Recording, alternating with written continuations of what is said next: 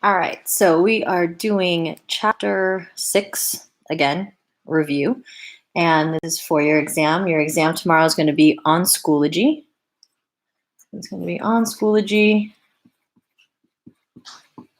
from 9 to 9. So from 9 a.m. to 9 p.m., you'll have access to take your test, and after that, then it'll close. So make sure you guys do that. Just also so you guys know, you're going to have 1 hour to complete your exam.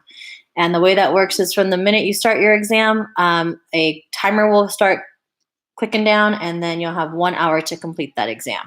So make sure you communicate with your teachers, make sure that you are good to go, and make sure that you don't text your teacher at like 8:45 saying, oh my goodness, my internet doesn't work or whatever. Okay, so we need to make it happen. So I am going to start, and I'm going to start up here with circling the expressions that equal -2. Let me go ahead and increase that a bit so you guys can see. All right, so there is a question kind of like this on your test. Obviously, you're not going to be circling anything. They're going to be more check downs, like a drop me or check them off or whatever you need to do. So let's just look at the ones that we can do very quickly. Okay, this guy right here, anything to the 0 power we know is equal to 1. So that guy's out. Okay, let's look at this one. I think this one's pretty easy. Most of you guys know the square root of 16 is 4 divided by 2. That's going to get us -2. So that guy's good. So remember, we're looking to something that's equal to -2. This one is like the square root of a negative. Can't have that one. Let's try here. We have 1 over 2 to the first power. So that definitely doesn't equal -2. That guy's out. And then let's take a look at some of these others to see maybe what we can do with these. Okay, so we're looking for the 5th root of -32. So what we're looking for is there a number that you can multiply 5 times and get -32? So let's think. We know we're going to break it down, and we're going to break it down. Let's do 16 and 2, 4 and 4, 2 and 2, 2 and 2. Okay, and if I were to multiply all those by negative, negative, negative, negative, if I were to multiply -2 times -2, 2 times -2, I'm going to get -32. So this guy is a good one. Okay, let's try this one. The 4th root of 16 with the negative on the outside. So here we've got, we know the square root of 16 is 2, but this one we're going to go 4 and 4, 2 and 2. I can take those guys out. Okay, so if I were to break this down, I have 4 of these guys, 4 of them, and I'm going to have -2. That guy looks pretty good. Okay, and then I have, if we were to write this in radical form, that's the cubed root of -8. And is there an option for me to put one number that I can multiply 3 times, the same number 3 times to get -8, and that would be -2, -2, -2. Yeah, that guy works also. Okay, so if you have any questions, jump in here. If you want me to do specific types of problems, just write it in the chat and let me know what you guys have going on. Okay, so this question right here, these ones right here, you're not going to see questions exactly like this on your test because it's not us grading your exam right now. It's going to be done on a computer. So we had to make these a little bit more challenging. So one of the things that you're going to see is questions kind of like you had on your quiz, where you have to do multiple of these problems. And I think it was question, I'm going to show you the mess I made. It was question 2 on your quiz where you had all these exponents. And the thing that is a little bit difficult about this is that you have to do all of them. So where this is just practice using exponents, and that's great, you're not going to have a question that looks exactly like this on the test. It just says simplify. Okay, you're going to have to match it up. You're going to have to do different things. So it makes it a little bit more complicated, especially for an online exam. When we're here, you are going to multiply your coefficients, add your exponents. So multiply your coefficients, that's 3 and 2, that's 6, and add your exponents. Okay, I have 2 and -3, which is -1. Now the instructions say to write it using positive exponents. And on your exam, you need to make sure you know how to manipulate this because maybe you don't see this answer there. If you do see it, then that's great. But if not, you're going to have to make that positive. Remember when you have positives, or when you have negatives, negative exponents, to make them positive, you either need to move them to the top or the bottom. This guy is on top, so we need to move him to the bottom. So 6 is going to stay on top. The x to the first is going to come down. If you have the first power there, that's cool. If you don't, that's okay too, but that's what your answer is going to look like. It's 6 over x. This one right here. The 1 is to the third power. Sometimes it's a little bit easier. You can just write it out 3 times if that would be easier for you. Now, that doesn't work if it's to the 10th power because you'll be writing out an awful lot. But just the third power, maybe it's a little easier for you to write out. And again, we do the same thing.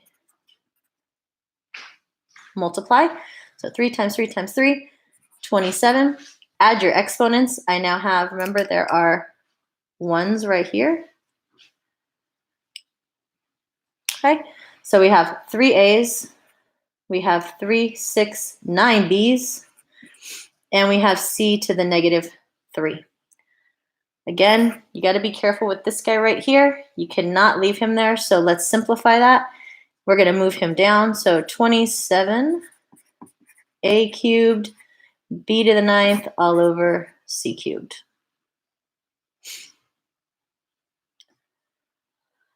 Okay, and this one here looks like we had a problem here. All right, I don't think that 12W is supposed to be there. Wrong variable. So let's just get rid of that. And we can deal with this. You want to reduce those. I know that both of those can be reduced by 5. So if I divide those out by 5, I'm going to get 4 on top, 5 on the bottom. I already have 1x there. And I know that these two guys have to come up there. So I'm going to get 2 more x's up there. So that's going to give me 4x cubed over 5. And there's that. Okay. Solving these. You need to get a common base. So we need a common base. Okay. If you're unsure how to get a common base, one of the pro tips for you for our kind of exam is we're going to use 2, 3, 4, 5. We're not going to get it crazy and give you guys huge numbers to try and do things with. So think about it. 2, 3, 4, and 5, trying to get a common base should probably be the easiest for you. If you look at 8 and 4, our common base is going to be 2. So this is 2 to the third power, and that one's 2 to the second power. I just rewrote that and rewrote that one. And then this is times 1 minus x. This one's times 3x plus 1. And once you have a common base, you can just set your exponents equal to each other. So those guys become equal. And then you just have a very simple equation to solve. So you have 3 times 1 minus x equals 2 times 3x plus 1. Distribute.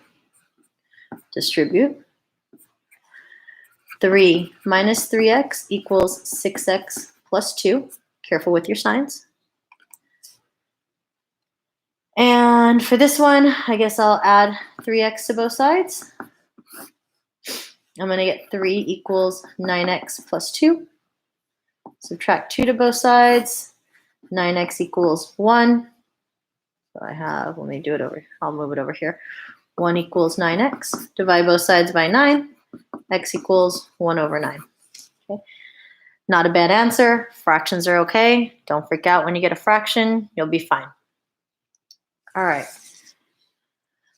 You're going to get questions like this on your exam. These are something that we can duplicate fairly easily, especially for an online test. And a couple ways to go about this. I think the easiest way to go about it is just to plug in, okay, for certain things. You can also solve if you want, but I think sometimes it's easier just to plug in. This one I think is the easiest one to solve. So let me just do this equation right here. This is 2x equals 2x plus 3. If I subtract 2x to both sides, I get 0 is equal to 3. That's not true, so no solution. Okay, maybe this one isn't so easy, but what I can do is I can plug them in. So let's plug this in. I have 5 to the 2 plus 1 power equals 125. I have 5 to the third equals 125. 125 equals 125. This guy works right here. Sorry, I'm supposed to check them. Maybe I should read the instructions. Check the ones that apply. This one doesn't, that one's good. Obviously, once I get an answer, I know no solution doesn't work. And let's try -1. If I plug in -1 here, I get 5 to the -1 plus 1 equals 125. 5 to the 0 power equals 125. 1 equals 125. No, it does not. So that guy, no good. Okay. Let's try here. Let's plug in. I have the same base, so I can just set these equal to each other. Okay, that's an easy way to do it. You could also just solve. So if I have this, I have x minus 1 equals 2x. Okay, I'm going to subtract x to both sides, and I get -1 equals x. All I had to do was solve. That guy's right there. So x equals -1. That guy's good. We know since x equals -1, it definitely doesn't have no solution. And no good. Okay, and this is 2 to the what power equals 1/2. So in case you don't see that very nice, that is 2 to the x equals 1/2. Okay, well, if I plug these in, if I plug in 2 squared, that equals 4. That doesn't work. So that guy's a no. If I plug in 2 to the -1, then I know I got to bring this down. That's going to get me 1/2. So that guy's good.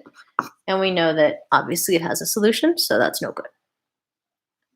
On your exam, I believe when you have questions like this, you're going to have to check off in each of the boxes. So I think it's X's and checks. So if it doesn't work, it's an X. If it does work, it's a check. So be careful with that on your exam. All right, solving the inequality. Let's distribute. I get -12 plus 4x is greater than 8. Okay. -4 times 3 is -12. -4 times -x is positive 4x. I'm going to add 12 to both sides. 4x is greater than 20. Divide both sides by 4. X is greater than 5. Okay. Some of the variables are on the wrong side, or not the wrong side, they're just on the other side. So I always like to read from the variable. This says x is greater than -5. Not our answer. X is less than -5. No. X is greater than 5. X is greater than 5. You're good right there. All right. You do have a system on your exam, and your system is a word problem. You will have to write equations, you will have to solve, those kind of things. So once it says identify your variables, it wants an X and a Y or a student and a teacher. It doesn't matter what you call your variables, just be consistent. So I'm going to make X equal the teachers and Y equal the students. And then let's pay attention to the numbers. There's a total of 15 teachers and students. And then we have 10, 4, and 84 as our numbers. So 2 equations. We know that there are 15 teachers and students. We don't know any combo, so we're going to have x plus y equals 15. There's our first equation. The number of students plus the number of teachers, the number of teachers plus the number of students equals 15. Our next one's going to be money. Okay? We know that a teacher is $10. The teacher is x, so we have 10x. We know that, put paper under here, sorry. It's not working very well. Okay, we know that a student is $4. and they are y, and that they spent a total of, move that down, $84. So now we have our system. However you want to solve it is up to you. If you wanted to move this over and then substitute, if you wanted to multiply the top by -10 or -4 to eliminate, it's up to you on how you want to do that. I'm going to rewrite it down here. I think I'm going to choose elimination. I think the majority of my class, at least, kind of likes to eliminate more than they do substitute. So when I'm going to do this, let's say I get rid of the y's. I'm going to multiply everything on top by a -4. That's going to give me -4x minus 4y equals 4 times 15. Don't make your mistakes here. In the easy math, -60. I have 6x is 10 minus 4. Those guys go away, equals 24. Divide both sides by 6. And x equals 4. This one says to write your answer in a complete sentence in the context of the problem. So I found what x equals. X equals 4, but what does that mean? Well, x was the number of teachers. Okay. If we had 4 teachers and 15 total, I know I have 11 students. So for your answer in a complete sentence, say just something basic. There were 4 teachers and 11 students. And I think that I accidentally skipped a page. I did it out of order, but that's okay. I'll come back and do this one, no worries. Okay, number 10, up here. You have to be able to identify parallel perpendicular lines. It is part of your test. It is part of the review stuff that we've been going over and over and over. And the way you do that is you don't solve all of these. You need to know that parallel lines have the same slope. Okay? All you want to do is look and see what the easiest is. And you want to make sure they have the same slope either in y equals mx plus b, which is slope-intercept, or in point slope. Y minus y1 equals m times x minus x1. There you go. Okay, so parallel lines, same slope. Perpendicular have opposite and reciprocal. And what that means in non-math terms is your opposite is going to be plus or minus. Your reciprocal is just the flip. Okay, and if it doesn't fall into those 2 categories, then it's neither. So looking at this, okay, some of you guys may think right away, this is neither, right? Because this is -2, this is 2. It doesn't work like that. You have to put this in y equals mx plus b or in point slope first. It has to be in one of these 2 forms to be able to identify the slope. You can't do it from standard. So if I move this, I'm going to add 2x to both sides, and I get y equals 2x plus 3. When I look at that, pay attention to your slopes. I have 2x and 2x. These lines are parallel. So they're not perpendicular and they're not neither, but they are parallel. Second one. This guy's in point slope. This one's in slope intercept. We don't need to manipulate the equations because I can see the slopes right away. It's right there and right there, and they are both -3. So they are parallel, not perpendicular, and not neither. Your last one, or not your last one, sorry, your second to last one, x equals 2x equals -4. This one's a little tricky, but let's think about it. X equals 2, if you have a graph, I'm going to draw one down here real quick. Okay, if you have a graph, this is where x equals 2. You have a line that comes down right here on 2. That's where x equals 2. Okay, y equals -4 is down here. 1, 2, 3, 4. Let's just say it's right there. Y equals -4 is right there. So what kind of lines do you have when you do it this way and that way? You have perpendicular lines. And then your last one, we have 1/4 and 4. They are reciprocals of each other. So we have 1/4 and 4, but they are not the opposite. So it's not parallel, it's not perpendicular, they are neither. Which of the following is a solution to the system of inequalities? Select all that apply. Okay. In order for it to be a solution, it has to work for both. Okay. It has to work for both. And the easiest way to do this, honestly, is just to plug in and see what you got. So I didn't leave a lot of space here for work. So I'm going to grab a piece of scratch paper and just see what I can put in here. So I'm going to rewrite them up here. 2x plus y is greater than 3.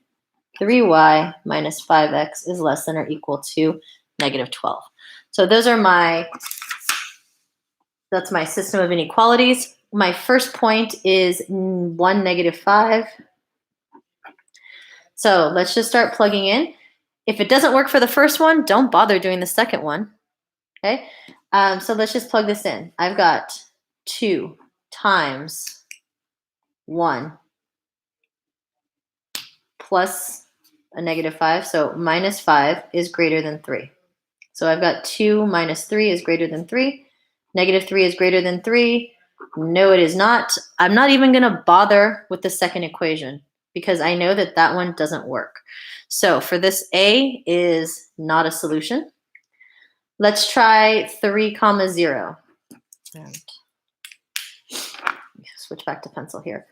So I've got 2 times 3 plus 0 is greater than 3. 6 is greater than 3. Yes, it is. So the first equation works. Let's try the second equation. Careful with your y's and your x's here. They're reversed. So I've got 3 times 0 minus 5 times 3 is less than or equal to negative 12. That there. That goes away. I have negative 15 is less than or equal to negative 12. Yeah, negative 15 is less than negative 12. So that guy is good. So 3, 0 is a point. Okay. Let's try 0, 0, our next one. 0, 0.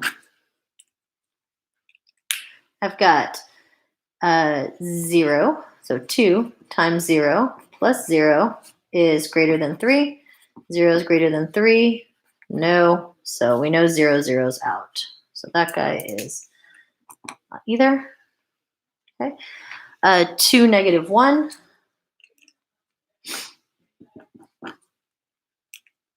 I've got 2 times 2 minus 1 is greater than 3. 4 minus 1 is greater than 3. 3 is greater than 3. Remember, that's no, because it's not equal to. So this guy is no good either. Okay. Let's try 1, 1. I've got 2 times 1 plus 1 is greater than 3. I've got 2 plus 1 is greater than 3. 3 is greater than 3. Again, no, it is not. So that guy's no good. Our next one, we've got negative 4 and 4. Move it down here. Negative 4 and 4. That 2 times negative 4 plus 4 is greater than 3. Negative 8 plus 4 is greater than 3. Negative 4 is greater than 3. Nope. That guy doesn't work either. And my last one, 0, negative 4. Let's try this one. I've got 2 times 0 minus 4 is greater than 3. Negative 4 is greater than 3. Nope. So that guy doesn't work either. So all that work, and only one of them was good. So careful with those. The other way you can do this is if you are given a graph, you can graph and shade those, and then just look and see if the points are in the shaded area. Okay, because this point is in the shaded area. Nothing else is in the shaded area. All right, something new that I don't think we spent a lot of time on, when we taught this in school, but it's going to be on your test. And we did teach you guys the exponents. We just didn't really go over the rules per se. So the way you want to look at this is, what's the rule when I want to multiply exponents? Okay, and this guy right here, this guy's called the product rule. I don't think you're going to need to know that on your test, but it's product because you're multiplying. So when you multiply your coefficients, basically what are you doing to your exponents? You're adding them. So this one's going to look like x to the m plus n. We take these, whatever that comes out to be, and then we're adding our exponents. Okay, and what that looks like in numbers is that would look like x to the third times x to the eighth equals x to the 11th. We multiplied, 1 times 1 is 1. We added, it's 11. So that's the product. You're multiplying here, you're adding your exponents. Okay? This guy right here, you're dividing. That's called the quotient rule. And when you're dividing these, remember you have the top and the bottom. If you have, let me show you guys what you're doing here. If you're struggling doing this, just kind of figure out what you're looking for. Now, I know you guys are going to tell me that that's x to the third because you have 5 on top, 2 on the bottom. Well, how did you get that? You got that because you subtracted. So this one would be x to the m minus n power. Okay, so there's that one. So just think about it in terms of if you plugged in numbers and plug in simple numbers, what would that be doing? What's the operation that you're doing that on? Okay, this guy right here, C. This guy's called the power rule. Okay, and we have x to the m power to the n power. So that would be like x to the third to the second power. Okay? And the easiest way to do that is just know that you need to multiply them. Because if you were to do this, you have x to the third times x to the third. Okay, what's your answer? X to the sixth. Okay, well, what did I do? If I had to do that, how would I get that? I would get that by multiplying. So when you have to write the rule, this looks like x to the m times n. They're right next to each other. And then this guy right here, he's the expanded power rule. Okay, because this applies to everything inside, right? So this is going to be x to the m power, y to the m power. Okay, so it's the same. This one has to go to both. And the way, if you wanted an example for that, if we did 2a to the third power, 2a quantity to the third power, that's like 2 cubed times a cubed, which is 8a cubed. Okay, so those are those power ones. Let me get back to the page I skipped. Geometric sequences, arithmetic sequences, and your exponential function one. All right, for these, fill in the missing number. What number comes next? Well, you got to figure out what you did to get from here to here, from here to here. For me to get from 3 to negative 2, I subtracted 5. From 2 to negative 7, I subtract 5. So negative 7 minus 5 is negative 12. And I can check that because if I add another negative 5, I'm going to get negative 17. Okay? When you're adding or subtracting like this, that is an arithmetic sequence. Remember, it has to be the same number. We're using the same number all the time. This guy right here, to get from negative 4 to positive 12, I multiplied by a negative 3. Okay? Negative 4 times negative 3 is positive 12. Negative 3 times positive 12 is negative 36. So I'm going to multiply negative 36 times 3. And when I do that, times negative 3, I'm going to get positive 108. Okay. Again, geometric, arithmetic, or neither. For this one, I am subtracting 1, subtracting 1, subtracting 1, and on and on and on. That is arithmetic. Okay. For this one, I added 3, I added 5, I added 7. Okay, yeah, the next one you're probably going to add 9, add 11. You're not adding the same number though, so that is neither. That guy is neither. Okay. To get from 12 to 6, I divided by a -2. And from 6 to 3, I divided by a -2, divide by a -2.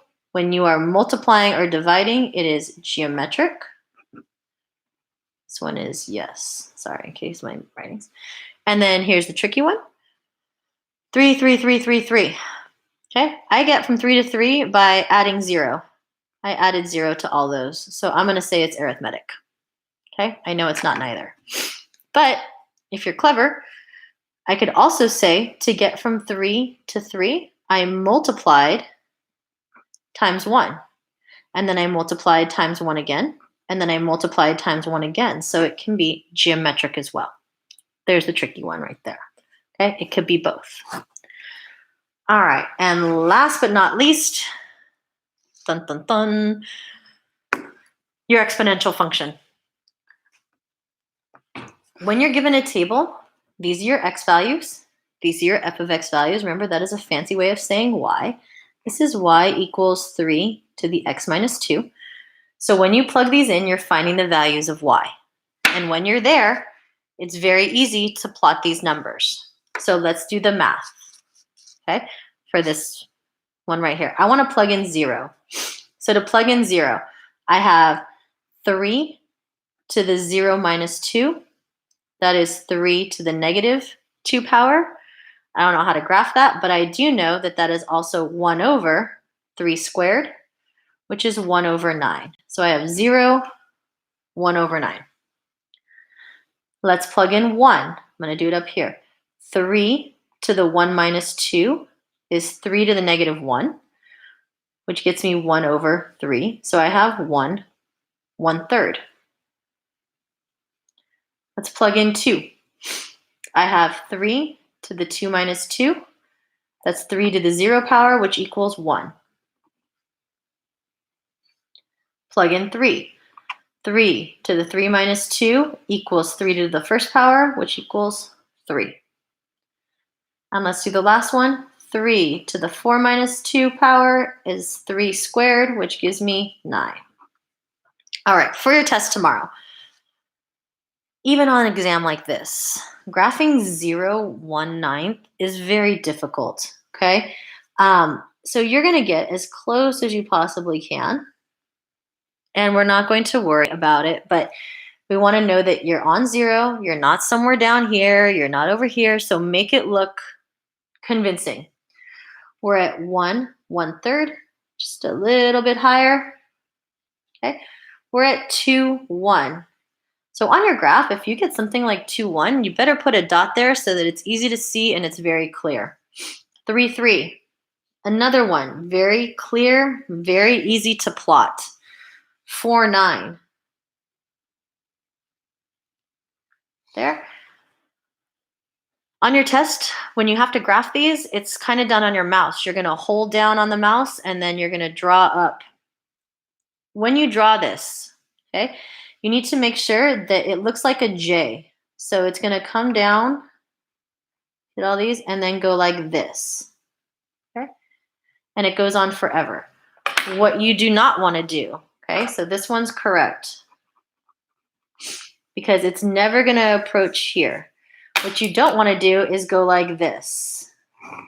Okay, that's not what that looks like. Don't come down here into this quadrant and doing stuff down here. Make every attempt to know that it's going to come down here and then it's going to go up and it's going to look like a J. All right, I think that is it for this exam. Again, your exam is open tomorrow, 9 a.m. to 9 p.m. There is a 1-hour timer. No excuses. Get it done tomorrow. If you have questions, you can email your teacher. If you need help, let me know. Send me an email. We can do, a last minute Zoom session or whatever you guys need. Otherwise, I will see you guys virtually next week, and good luck on your test tomorrow.